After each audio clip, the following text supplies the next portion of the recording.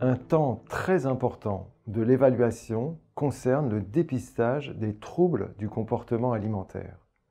Certains troubles du comportement alimentaire sont fréquents chez les patients obèses sans être spécifiques. On retrouve en particulier une plus ou moins grande sensibilité aux stimuli alimentaires et la présence d'une impulsivité alimentaire plus ou moins prononcée. On distingue schématiquement différentes situations typiques. Le grignotage ou snacking, surtout les compulsions ou binge et la restriction cognitive.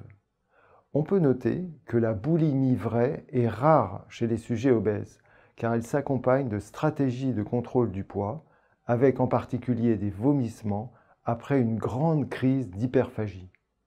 Le grignotage ou snacking correspond à l'ingestion d'aliments en dehors des repas, souvent par petites quantités fractionnées, sans forcément d'envie de manger un aliment spécifique.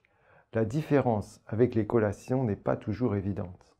La compulsion alimentaire, ou binge, correspond à une impulsion soudaine à consommer des aliments dans une période de temps donnée, par exemple 2 heures, en quantité plus importante que ce qui serait consommé habituellement pendant cette même période.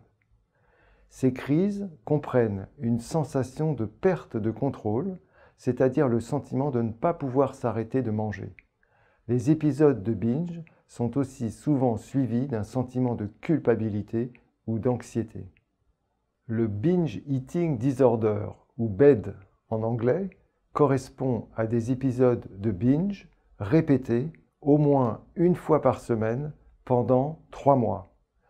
On parle de binge eating disorder sévère quand la fréquence des crises est de 8 à 13 par semaine. Il est important de noter que le binge eating disorder n'est pas associé à des stratégies de contrôle du poids comme dans la boulimie. Pas de vomissement provoqué, ni de prise de laxatifs ou de diurétiques.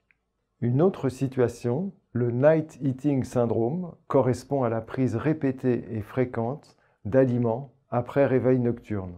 Une situation fréquemment retrouvée est celle dite de la restriction cognitive. Elle est définie comme une tentative, réussie ou non, pour réduire sa consommation alimentaire dans le but de perdre du poids. Cette restriction est dite cognitive car elle n'aboutit pas forcément à une réduction effective des apports caloriques. Ce comportement, source d'insatisfaction chronique, est souvent suivi d'une levée de la restriction, désinhibition, avec présence de compulsions alimentaires qui engendrent une augmentation des apports caloriques et une prise de poids. Ces différents troubles du comportement alimentaire participent donc à l'augmentation des apports caloriques. Ils sont souvent sous-tendus par des difficultés psychologiques et peuvent correspondre à une défense comportementale contre l'anxiété.